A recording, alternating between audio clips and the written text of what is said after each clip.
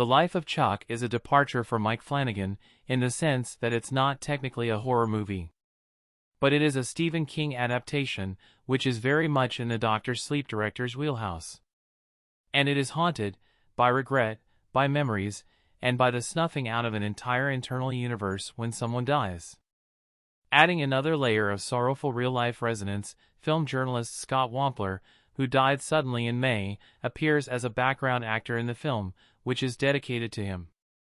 If anything, The Life of Chuck just peels back the layer of metaphor and gets straight to the wistfulness that underpins all ghost stories. Structured around a verse from Walt Whitman's Song of Myself, do I contradict myself? Very well then, I contradict myself. I am large, I contain multitudes. The Life of Chuck is told in reverse order from the end of a man's life to the beginning.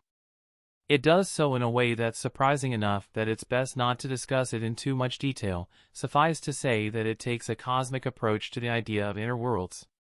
Every man and every woman is a star, to quote Whitman's fellow literary eccentric Aleister Crowley. The entire movie isn't sad, although it does land on a note of genuine pathos. But sentimentality suits Flanagan, whose florid writing style is well matched by the high-concept ideas explored here.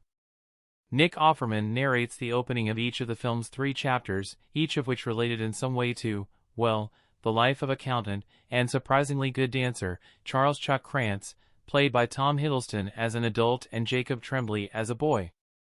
Flanagan regulars Rahul Kohli and Kate Siegel show up in minor parts, part of a who's who of familiar genre faces like David Dastmalchian, Matthew Lillard, and Harvey Guillen that rounds out the ensemble cast. Chiwetel Ejiofor and Karen Gillan play slightly bigger roles as a divorced couple who turn to each other for comfort in the imminent apocalypse. To explain more would, again, undermine the film's most poetic theme, as does Mark Hamill as Albie, Chuck's New York-accented Jewish accountant grandfather. It's Zaid Albie who convinces young Chuck that numbers are just as exciting as moonwalking across the school gym, setting him on a stable, but unexciting life path. The Life of Chuck uses dancing as a shorthand for whimsy, creativity, playfulness, joy, name an unself-conscious emotion that we're supposed to put aside in the name of adult responsibility, and it's expressed through dancing in this movie. Bub Sarah, Mia Sarah, shows young Chuck musicals to cheer him up after his parents die in a car accident. This dark turn comes on that quickly and brutally in the movie, too, and his fondest memories are of dancing with her in her kitchen as diffuse white light streams in through the window. It's a nice scene, but also a mawkish one. To be fair, Flanagan makes no effort to disguise or apologize for the cliches in The Life of Chuck, whose centerpiece scene depicts Chuck rediscovering the magic in his otherwise routine life by dancing with a stranger in the center of a suburban mall promenade as a crowd gathers around them. From there, the movie takes a turn into sadder territory, but the tone remains sunny and sweet and pleasantly generic. The lighting is bright, the locations are quaint, and the quips all come with a prepackaged air of warmth and wisdom. Again, many of the points being made here are of a generic enjoy-every-sandwich type of bent. But there is something touching about Chuck's core premise, which is that even the smallest and most ordinary of lives is animated by a divine spark. A human being is the culmination of every place they've ever been, everything they've ever done, and every person they've ever met, and each of us carries a galaxy of experiences around with us everywhere we go.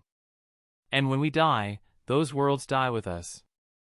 Despite his reputation as a master of horror, this side of Mike Flanagan has always been there. Same for King, he did write The Green Mile, after all.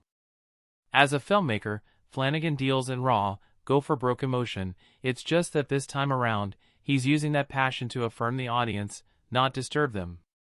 Whether one finds this uplifting or eye-rolling is a matter of taste, and cynics will likely find Flanagan's latest far too saccharine for theirs. Viewers with a sweet tooth, meanwhile, may find themselves thoroughly charmed by Chuck's dorky earnestness. The Life of Chuck premiered at the Toronto International Film Festival.